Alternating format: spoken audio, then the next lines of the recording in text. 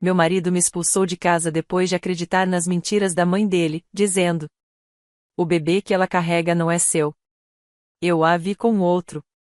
Eu gritei: é mentira. E foi nesse momento que a irmã dela veio até mim e começou a me chutar. Como se isso não bastasse, ela pegou uma barra de ferro e começou a me bater. Olhei para o meu marido, esperando que ele me defendesse, mas ele apenas ficou atrás da mãe, enquanto ela sorria com desprezo e gritava: ainda não é suficiente. Bate mais nela. Alguém ouviu meus gritos e chamou a polícia. Quando chegaram, tentaram ligar para os meus pais, mas eles disseram: não temos filha. Foi aí que decidi destruir a vida de todos. Meu nome é Irene, e essa é a história de como passei de esposa grávida a alguém que perdeu tudo e, depois, destruiu sistematicamente a vida de cada um que me traiu. Era uma tarde de terça-feira em março quando meu mundo desmoronou. Eu estava grávida de 4 meses, esperando aquele que deveria ser nosso primeiro filho juntos. Meu marido, Dali, e eu estávamos casados havia 3 anos e, apesar da constante interferência da mãe dele, Bonnie, tínhamos sido relativamente felizes. Ou pelo menos eu achava que sim. Eu voltava do meu pré-natal, animada para mostrar a Dali as novas fotos do ultrassom. O bebê estava saudável, crescendo perfeitamente, e eu mal podia esperar para ver o rosto dele se iluminar quando visse as imagens. Entrei pela porta chamando o nome dele, mas o encontrei sentado na sala com Bonnie e a irmã dela, Connie. O ar estava pesado de tensão, e os 3 me encaravam com expressões que eu nunca tinha visto antes. Dali, o que está acontecendo? Perguntei, largando a bolsa e as fotos na mesa. Bonnie se levantou primeiro, o rosto distorcido de uma raiva que parecia santa. Não ouse fingir inocência, sua. Eu te vi semana passada. Eu te vi com aquele homem no café do centro. Rindo, de mãos dadas, bem íntimos. Meu coração disparou. Do que você está falando? Você se enganou. Mas Bonnie se virou para Dali e disse: o bebê que ela carrega não é seu. Eu vi ela com outro. Eles pareciam juntos há meses. Ela tem mentido para você o tempo todo. Senti o sangue sumir do meu rosto. Dali, você não pode acreditar nisso. É mentira. Eu nunca estive com ninguém além de você. Você me conhece melhor do que isso. Ele me olhou com olhos cheios de mágoa e repulsa. Minha mãe não mente, Irene. Ela não tem motivo para inventar isso. Mas ela tem motivo, sim. Insisti, dando um passo em sua direção. Ela me odeia desde o primeiro dia. Nunca quis que a gente ficasse junto. Foi nesse instante que Connie avançou contra mim. Sem aviso, começou a me chutar na barriga e nas pernas. Me encolhi, tentando proteger meu bebê, implorando para que parasse. Connie, não. Supliquei, mas ela não me ouviu. Como se não fosse o bastante, pegou a barra de ferro que Dali havia deixado perto da porta por causa de uma obra em casa e começou a me bater. O primeiro golpe atingiu minhas costas, e eu caí de joelhos, me encolhendo para proteger meu filho. Olhei para Dali, chorando, acreditando que ele iria me defender, mas ele apenas ficou atrás da mãe, que sorria satisfeita. As palavras dele me assombram até hoje. Ainda não é suficiente. Bate mais nela. Connie levantou a barra de novo, e eu realmente achei que eles iam me matar. Eu sangrava, minha visão começava a embaçar, e tudo em que eu pensava era no meu bebê. Foi quando ouvi uma voz do lado de fora. Ei, que diabos está acontecendo aí? Vou chamar a polícia. Era nossa vizinha, Dona Henderson, uma senhora idosa que deve ter ouvido meus gritos. Em poucos minutos, as sirenes ecoavam pela rua. Quando os paramédicos e a polícia entraram, eu mal estava consciente. Eles me encontraram caída no chão da sala, sangrando por vários ferimentos, enquanto Connie ainda segurava a barra de ferro. Gail e Bonnie tentavam limpar o sangue, como se isso pudesse apagar o que tinham feito. Os paramédicos me levaram às pressas para o hospital e, milagrosamente, meu bebê estava bem. Machucado e abalado, mas vivo. Passei 4 dias internada e, durante esse tempo, a polícia tentou entrar em contato com minha família para avisar o que havia acontecido. Eles encontraram o número dos meus pais nos contatos de emergência do meu celular, informação que eu nunca tinha atualizado desde nosso afastamento, 3 anos atrás. Foi então que recebi o segundo golpe devastador. Quando os policiais ligaram, minha mãe atendeu.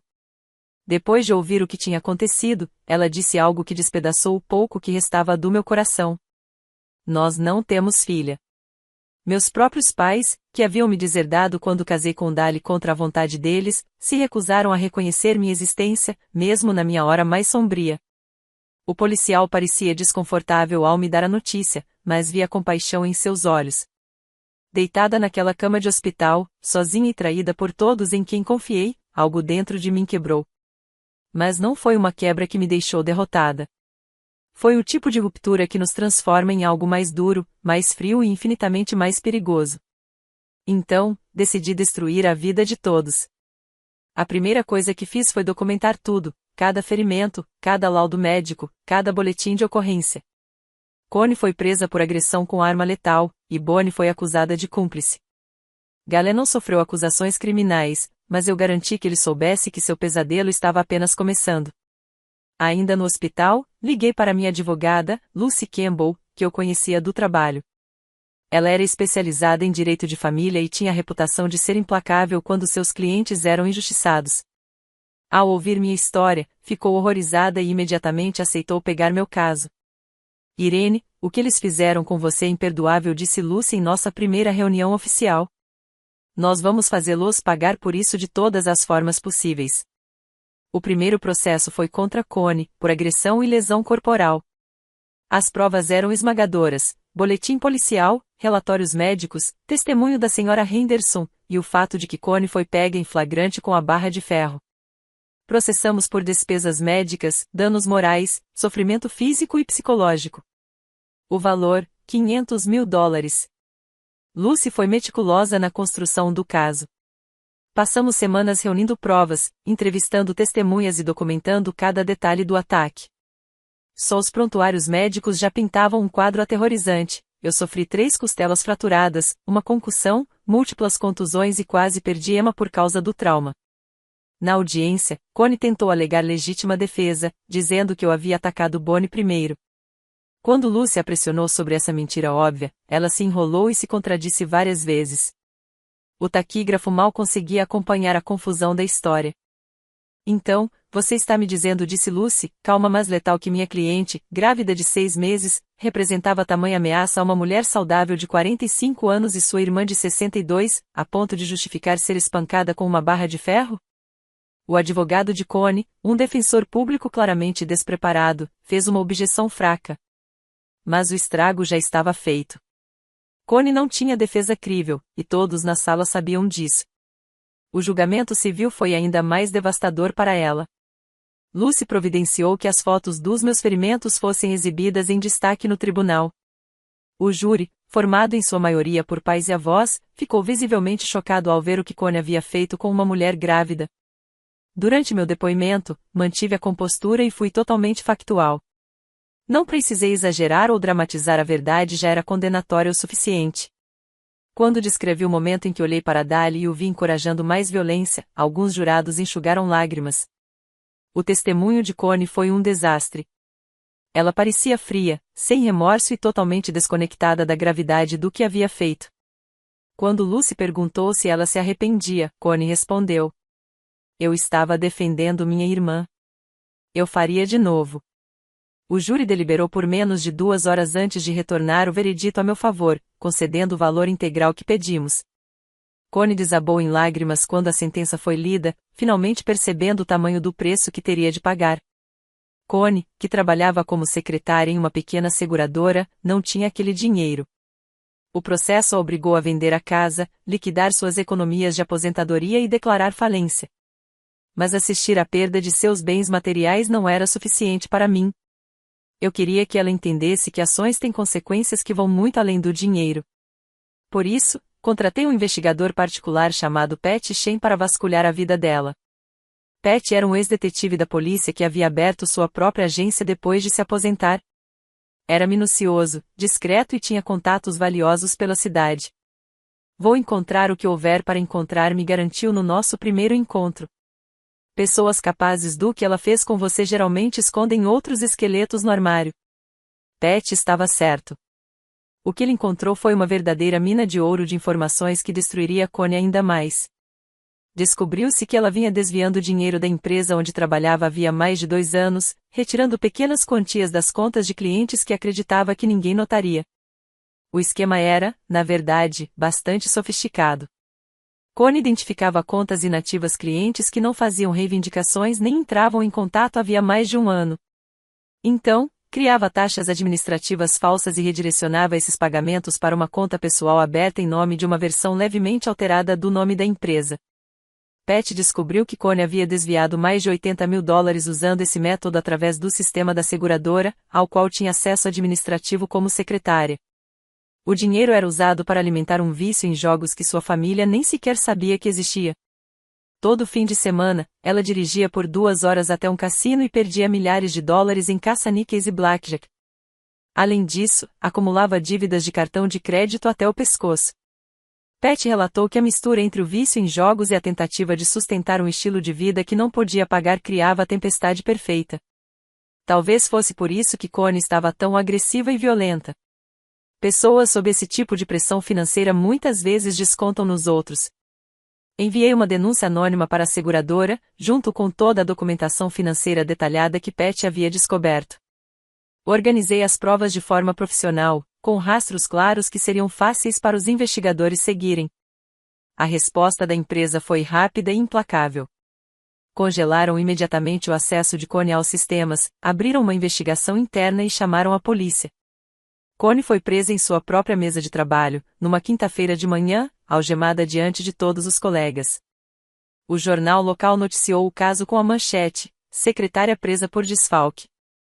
A reportagem também mencionava que ela enfrentava um processo civil por agressão, conectando seu comportamento criminoso à violência contra mim. Ela foi demitida na hora, acusada formalmente de desfalque e condenada a 3 anos de prisão. Sua carreira acabou, sua reputação foi destruída e ela perdeu tudo o que havia construído. Mas eu ainda não tinha terminado com ela. Enquanto Connie aguardava a sentença final, descobri que ela tinha 2 filhos adultos, Steven e Michelle, que moravam em outros estados. Ambos haviam se afastado da mãe ao longo dos anos por causa do comportamento instável e das constantes confusões, mas ainda mantinham um contato mínimo. Entrei em contato com eles pelas redes sociais não para machucá-los, mas para garantir que soubessem toda a verdade sobre o que a mãe havia feito.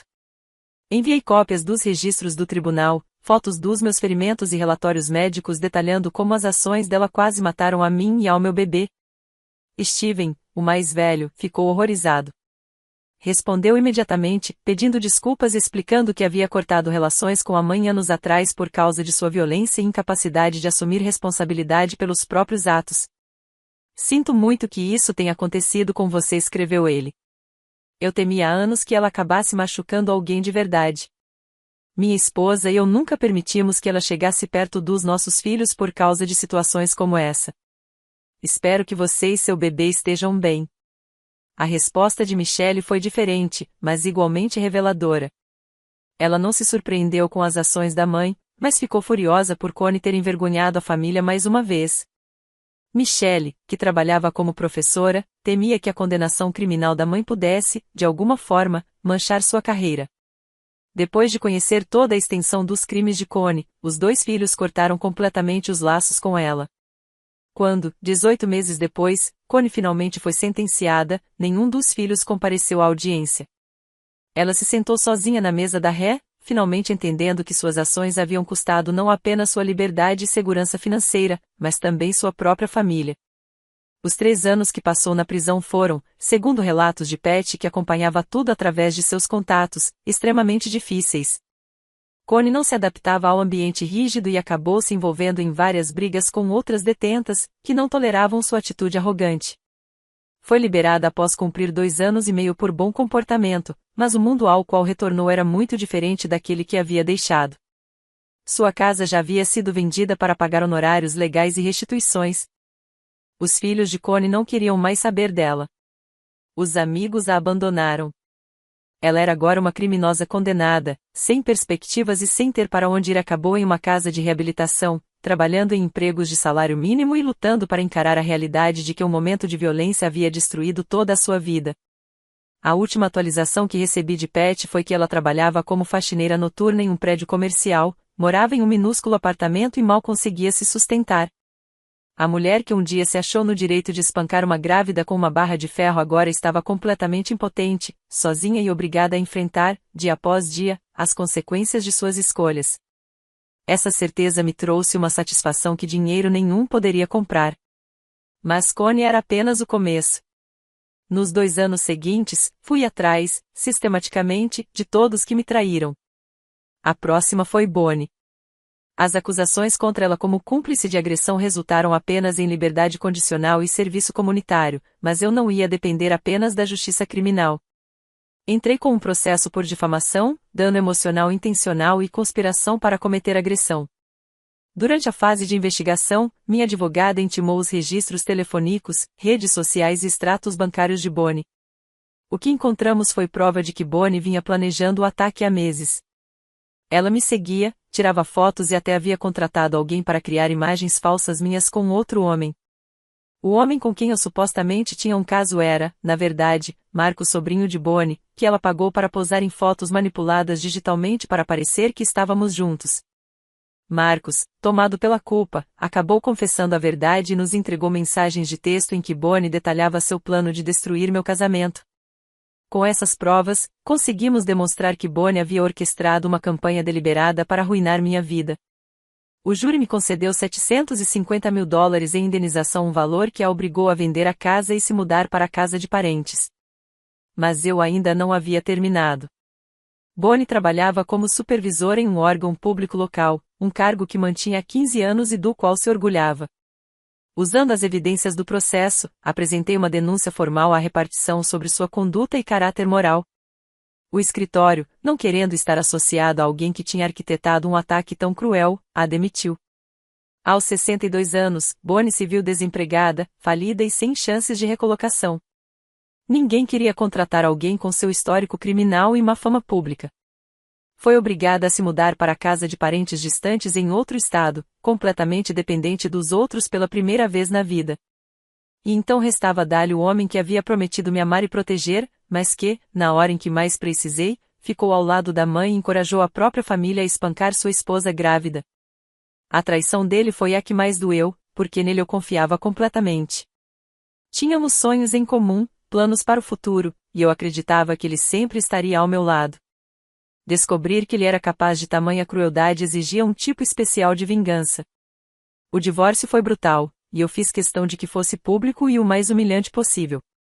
Com a ajuda de Lucy, provei que Dália havia abandonado sua responsabilidade de me proteger a mim e a nossa filha e ainda participará ativamente do ataque ao me incentivar. 5 meses depois, quando Emma nasceu, providenciei imediatamente um teste de DNA. Dália resistiu no início, provavelmente tentando manter alguma dúvida sobre a paternidade, mas Lucy deixou claro que sua cooperação contaria a seu favor durante o processo. O resultado foi inequívoco, 99,99% de probabilidade de Dália ser o pai. Quando o laudo foi lido em voz alta no tribunal, Dália afundou visivelmente em sua cadeira. A própria mãe dele o havia convencido a abandonar a esposa grávida com base em mentiras completas e agora todos naquele tribunal sabiam disso. Meritíssimo, disse Lucy ao juiz durante uma das audiências. Temos aqui um homem que não apenas acreditou em acusações absurdas contra sua esposa sem qualquer investigação, mas que também incentivou ativamente a violência contra ela e contra o filho que ela carregava.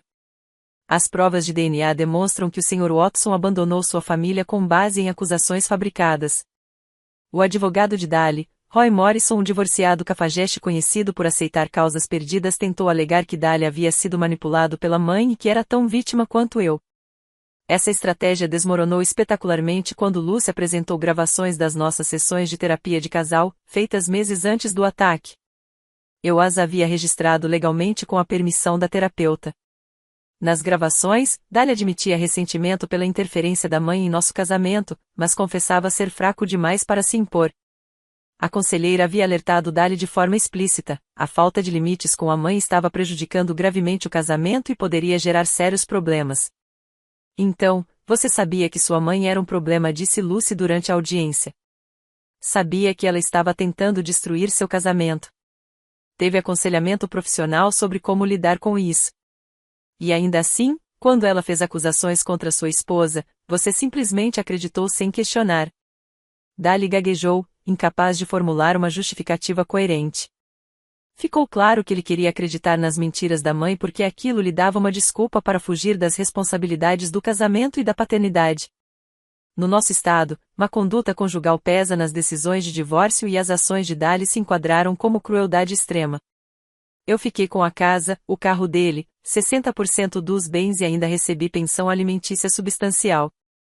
Além disso, Dali foi condenado a pagar pensão para nossa filha, Emma, que nasceu saudável 5 meses após o ataque. Mas o acordo financeiro foi apenas o começo dos problemas dele. Durante nosso casamento, eu havia aprendido que Dali era obcecado com reputação profissional e status social. Ele se orgulhava de ser visto como um engenheiro de sucesso, um bom sujeito. Eu faria questão de destruir isso também. Dali trabalhava na Hoffman Engineering, uma empresa de prestígio em construções comerciais. Estava lá havia 7 anos e já era cotado para se tornar sócio. Os colegas o respeitavam, e seu chefe frequentemente elogiava sua competência e profissionalismo. Eu garanti que essa imagem mudasse. Primeiro, procurei Amanda Foster, jornalista investigativa de um grande jornal da cidade, conhecida por cobrir questões sociais e casos de violência doméstica. Tenho uma história que pode te interessar, disse ela ao telefone. É sobre um engenheiro local que incentivou a própria família a agredir sua esposa grávida, e sobre como o sistema falhou em proteger uma vítima de violência doméstica. Amanda se interessou na hora. Casos assim, especialmente envolvendo homens aparentemente respeitáveis, eram exatamente sua especialidade. Nos encontramos para um café, e eu entreguei cópias de boletins de ocorrência, documentos judiciais, laudos médicos e fotos das minhas lesões. Isso é horrível, disse Amanda, folheando os papéis. Você está me dizendo que ele realmente mandou baterem mais em você? Foi exatamente o que aconteceu, confirmei. E tem mais. A mãe dele inventou provas falsas de uma traição, contratou alguém para criar fotos manipuladas e orquestrou todo o ataque para destruir meu casamento.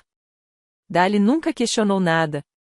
Amanda passou 2 semanas investigando, entrevistou testemunhas, revisou documentos do tribunal e tentou ouvir Dali, e a família dele todos se recusaram a comentar, o que só os fez parecer mais culpados. O artigo saiu em um domingo de manhã com a manchete: engenheiro local incentivou família a espancar esposa grávida. A matéria ganhou destaque no site do jornal e incluía fotos, uma oficial de Dali retirada do site da Hoffman Engineering, a fachada do prédio da empresa e imagens recortadas das minhas lesões. Em poucas horas, a reportagem viralizou nas redes sociais locais. Colegas, amigos e contatos profissionais de Dali compartilharam e comentaram a matéria, chocados com a revelação de que alguém tido como respeitável era capaz de tamanha crueldade. Seus empregadores ficaram furiosos quando o noticiário local repercutiu a história. A Hoffman Engineering se orgulhava de sua imagem de empresa familiar e de valores sólidos. Ter um de seus engenheiros associado publicamente à violência doméstica foi um pesadelo para a equipe de relações públicas da Hoffman Engineering. A resposta da empresa foi imediata. Na segunda-feira de manhã, Dali foi chamado para uma reunião com o RH e colocado em licença administrativa, sob investigação interna. Eles alegaram que era procedimento padrão para qualquer funcionário enfrentando problemas legais sérios, mas todos sabiam o que aquilo realmente significava. Durante a investigação, garanti que informações ainda mais comprometedoras chegassem até os empregadores de Dali. Através de Pat Shane, meu investigador particular, descobri que ele vinha utilizando recursos da empresa para projetos pessoais, incluindo a impressora 3D e o software CAD da Hoffman para produzir itens que vendia online. Não era exatamente legal, mas violava diretamente a política interna e ofereceu à empresa mais um motivo para demiti-lo. Combinando o vazamento estratégico de documentos judiciais e denúncias sobre as violações de política da empresa, a investigação concluiu com a demissão de Dali por conduta incompatível com a de um profissional. A carta de desligamento, que consegui através de um contato interno, citava tanto o incidente de violência doméstica quanto o mau uso dos recursos da empresa.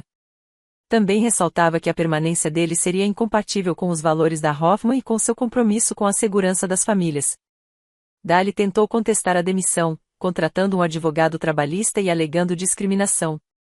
Mas as provas eram avassaladoras, e seu próprio advogado acabou recomendando que aceitasse um pequeno pacote de rescisão em troca de não mover mais ações. Na comunidade de engenharia da região, o nome de Dali passou a ser sinônimo de desconfiança. Não chegou a ser oficialmente colocado em uma lista negra, mas a notícia correu pelas redes profissionais, e muitas empresas hesitaram em contratar alguém com aquele histórico. Suas opções de trabalho ficaram extremamente limitadas até que acabou aceitando um emprego como operário de manutenção em uma fábrica, ganhando uma fração do que recebia antes. Mas a destruição da carreira dele era apenas parte do meu plano. Dali sempre se preocupou profundamente com a forma como os outros o viam. Então eu garanti que seu círculo social soubesse exatamente quem ele realmente era. Preparei uma postagem detalhada nas redes sociais com fotos das minhas lesões, registros hospitalares e documentos judiciais explicando o que havia acontecido. A publicação viralizou na nossa comunidade local e transformou Dali em um pária social. Antes, ele era popular, organizava noites de pôquer, ligas de futebol americano de fantasia e saídas em grupo para eventos esportivos. Seus amigos o viam como confiável, divertido, alguém de caráter. Eles não faziam ideia do que ele era capaz quando estava sob pressão. Comecei a contatar cada um dos amigos próximos de Dali, um por um, começando com Jason, seu colega de faculdade e padrinho do nosso casamento. Falei com ele pelo Messenger do Facebook e contei o que tinha acontecido. Irene, não consigo acreditar nisso, ele respondeu. Tem certeza de que não há algum mal-entendido? Esse não é o Dali que eu conheço. Enviei a Jason cópias do boletim de ocorrência, fotos das minhas lesões e a gravação de áudio em que Dali mandava a Connie me bater mais. Também anexei os resultados do teste de DNA que provavam que Emma era, sem qualquer dúvida, filha de Dali, desmontando as mentiras criadas pela mãe dele. 3 horas depois, Jason respondeu. Não sei nem o que dizer. Estou enojado. Nunca imaginei que o Dali pudesse fazer algo assim. Sinto muito por tudo que você e Emma passaram. Em menos de uma semana, Jason já tinha compartilhado as informações com todo o grupo de amigos da faculdade. O chat em grupo que eles mantinham há 10 anos de repente ficava em silêncio sempre que Dali tentava participar. Quando ele sugeriu a viagem anual de golfe, ninguém respondeu. Quando convidou para sua festa de aniversário, apenas 2 pessoas apareceram e foram embora cedo. Os amigos de trabalho reagiram da mesma forma. Brent Williams, ex-colega e talvez o amigo mais próximo dele na Hoffman Engineering, declarou publicamente que estava enojado com as ações de Dali e que a amizade tinha acabado. Eu tenho esposa e filha. Só de pensar que alguém em quem confiei foi capaz de ficar parado enquanto a própria esposa grávida era espancada com uma barra de ferro me deixa fisicamente doente. Não quero nunca mais ver Dali Watson. Dali tentou se defender, dizendo que tinha sido manipulado pela mãe e que estava arrependido, mas ninguém queria ouvir desculpas. A imagem dele incentivando violência contra a esposa grávida era algo impossível de apagar. Nenhuma justificativa parecia suficiente para um nível tão profundo de traição. Um a um, seus amigos pararam de falar com ele. Até sua família estendida ficou horrorizada ao descobrir toda a verdade. O tio Thomas chegou a me ligar para pedir desculpas em nome da família e deixar claro o desgosto que sentia. O que o Dali fez é imperdoável. Conheço esse garoto desde que nasceu e nunca pensei que fosse capaz de algo assim. Você e esse bebê merecem muito mais. Dali também foi removido do cargo de voluntário no grupo de jovens da igreja, depois que o pastor recebeu várias reclamações de membros da congregação. Na última reunião com ele, o reverendo Matthews foi claro. Nós acreditamos em redenção e perdão. Mas também temos a responsabilidade de proteger nossas famílias. Sua presença aqui deixa as pessoas desconfortáveis, especialmente mulheres e crianças. Na cidade, Dali não conseguia se esconder. Frequentemente era reconhecido por causa das matérias nos jornais e dos posts nas redes sociais. Não era todo mundo, mas o suficiente para incomodar. Garçonetes em restaurantes o olhavam de cara fechada. Caixas de mercado cochichavam entre si ao vê-lo. Pais chamavam os filhos de volta quando ele passava pelo parquinho. O isolamento se tornou completo e devastador. Dali tinha construído sua identidade em cima de ser querido e respeitado. Eu tinha destruído isso peça por peça. Ele tentou reconstruir a vida social entrando em novos grupos e atividades, mas a notícia sempre chegava antes. Quando tentou entrar em uma liga recreativa de softball, vários jogadores ameaçaram sair se ele fosse aceito. Quando tentou ser voluntário em uma instituição de caridade local, outros voluntários reclamaram de sua presença. Não havia como escapar das consequências. O impacto psicológico foi severo. Amigos que ainda mantinham contato mínimo relataram que ele estava retraído, deprimido e amargurado. Culpar era mais fácil do que assumir. Culpava a mim por arruinar sua vida, a mãe por ter mentido, os amigos por o abandonarem, a sociedade por não perdoá-lo. Mas Dali nunca pareceu entender que toda a sua situação era resultado direto de suas próprias escolhas. Ele escolheu acreditar nas mentiras da mãe sem investigar. Ele escolheu me expulsar de casa. Ele escolheu assistir e incentivar a violência contra sua esposa grávida. Cada consequência vinha dessas decisões. As pressões financeiras só pioravam. Entre pensão alimentícia, honorários legais e a renda drasticamente reduzida, Dali mal conseguia se sustentar. Saiu de nossa confortável casa no subúrbio para um apartamento apertado em um bairro perigoso. Vendeu sua caminhonete e passou a dirigir um Honda Civic velho, com mais de 200 mil quilômetros rodados. A própria mãe, Bonnie responsável por tudo com suas mentiras, enfrentava suas próprias consequências e não tinha condições de ajudá-lo, nem financeiramente nem emocionalmente. Aquela família que antes parecia tão unida no ódio contra mim agora estava quebrada, cada um lidando com os destroços de suas escolhas. A parte mais satisfatória era saber que Dali teria de conviver com as consequências pelo resto da vida. Cada vez que alguém digitasse o nome dele no Google, encontraria as matérias sobre o que havia feito. Cada candidatura a emprego, cada possível relacionamento, cada novo círculo social seria marcado pelo seu histórico. Ele tinha trocado uma esposa amorosa, uma filha linda, uma carreira de sucesso e uma boa reputação por um momento de covardia e crueldade. O homem que um dia pareceu ter tudo agora era apenas um alerta vivo sobre os perigos do caráter fraco e da lealdade cega a familiares tóxicos. Mas eu ainda não tinha terminado.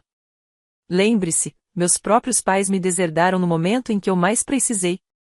Eles também mereciam uma punição especial. Meus pais, Robert e Margaret Johnson, eram pilares da comunidade. Meu pai era diácono da igreja, e minha mãe, presidente da associação feminina local. Sempre obcecados por aparências e status social, não hesitaram em me cortar da vida deles quando me casei com Dali contra a vontade deles. Usando meu nome de solteira, criei várias contas anônimas nas redes sociais e comecei a compartilhar a história de como meus pais haviam abandonado a própria filha e a neta no nosso momento mais sombrio.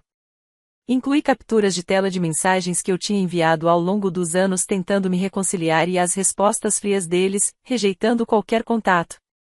A narrativa que construí foi pensada para atingir em cheio os valores da comunidade religiosa deles. Dei o título, Pais abandonam filha grávida após agressão brutal, e publiquei em grupos locais da comunidade, fóruns da igreja e páginas nas redes sociais. A reação foi imediata e avassaladora. Os membros da igreja ficaram horrorizados ao saber que um diácono havia virado as costas para a própria filha e neta. A associação feminina votou pela remoção da minha mãe do cargo de presidente. Meus pais, que tinham passado a vida tentando impressionar aquela comunidade, se viram de repente ostracizados e rejeitados. Mas fui além. Meu pai tinha um pequeno escritório de contabilidade que dependia quase totalmente de indicações dos membros da igreja e de conexões locais.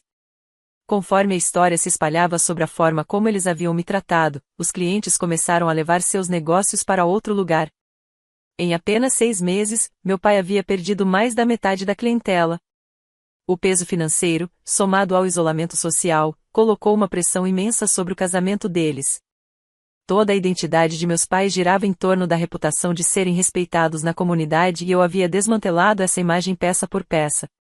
Minha mãe teve um colapso nervoso e precisou ser internada por sintomas relacionados ao estresse. Meu pai, vendo os negócios fracassarem e a esposa incapaz de funcionar, finalmente me procurou através de um conhecido em comum, implorando por perdão e pedindo para que eu parasse com tudo. Mas já era tarde demais para desculpas. Durante todo esse tempo, eu estava criando minha filha Emma como mãe solo. Ela era uma bebê linda e saudável, a cara do Dálio que só tornava a traição dele ainda mais dolorosa. Mas Emma me deu propósito e motivação para continuar lutando. Eu tinha documentado tudo, cada processo, cada vitória, cada momento. Quando meus inimigos finalmente perceberam que haviam me subestimado, lancei um blog chamado Reagindo, a jornada de uma mulher de vítima vencedora, onde compartilhei minha história e ofereci conselhos a outras mulheres que também haviam sido traídas e abandonadas. O blog começou a ganhar seguidores e logo fui convidada para palestrar em eventos de empoderamento feminino e seminários jurídicos sobre violência doméstica e traição familiar. Transformei minha dor em propósito, e minha história passou a inspirar outras mulheres que tinham sido injustiçadas. Um ano depois daquela terrível tarde de terça-feira, eu estava em pé no quarto que havia decorado para Emma, olhando para minha filha dormindo. Cada pessoa que havia me traído estava agora colhendo as consequências de seus atos. Connie estava na prisão, falida e sem emprego. Bonnie vivia exilada, dependente de parentes e incapaz de encontrar trabalho. Dali trabalhava em um emprego medíocre, isolado socialmente e se debatendo para pagar as pensões determinadas pela justiça. Meus pais haviam perdido o prestígio social, os negócios estavam à beira do colapso e o casamento deles em frangalhos. Alguns poderiam dizer que fui longe demais. Que a sede de vingança me consumiu e me transformou em alguém de quem eu não deveria me orgulhar. Mas eu discordo. Eu não comecei essa guerra. Eu estava apenas vivendo minha vida. Voltando de uma consulta pré-natal para compartilhar uma boa notícia com meu marido. Eles me atacaram, me traíram e me abandonaram quando eu estava mais vulnerável. O que eu fiz não foi vingança. Foi justiça. Usei o sistema legal, contei a verdade e deixei as consequências naturais se desenrolarem. Eu não inventei provas. Eu não criei acusações falsas. Eu apenas me certifiquei de que todos soubessem exatamente quem eram essas pessoas e do que eram capazes. O momento mais satisfatório veio 8 meses após o nascimento de Emma. Eu estava no supermercado com ela quando encontrei Dali. Ele parecia terrível, mais magro, mais velho, derrotado. Aproximou-se hesitante, e eu pude ver que queria dizer algo sobre Emma. Ela é linda, disse baixinho, olhando para a filha com arrependimento evidente. Sim, ela é, respondi friamente. E ela é minha. Você fez sua escolha naquele dia. Irene, eu não. Eu o interrompi. Você não tem o direito de se arrepender agora. Não pode olhar para o que perdeu e desejar voltar atrás. Você me mostrou quem realmente é, e eu acreditei em você. Ele ficou ali por um momento, parecendo que ia chorar, antes de se afastar sem dizer mais nada. Essa foi a última vez que o vi fora das audiências de modificações de pensão alimentícia. 2 anos depois, eu prosperava.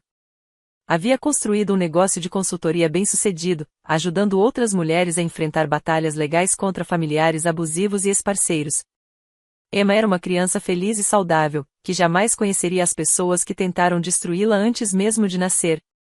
Comprei uma casa linda em um bairro melhor, longe de todos que me traíram. Estava financeiramente segura, emocionalmente curada e cercada por novos amigos que valorizavam lealdade e honestidade. Às vezes, as pessoas me perguntam se eu sinto culpa pelo que fiz à minha família e à família de Dali. A resposta é não.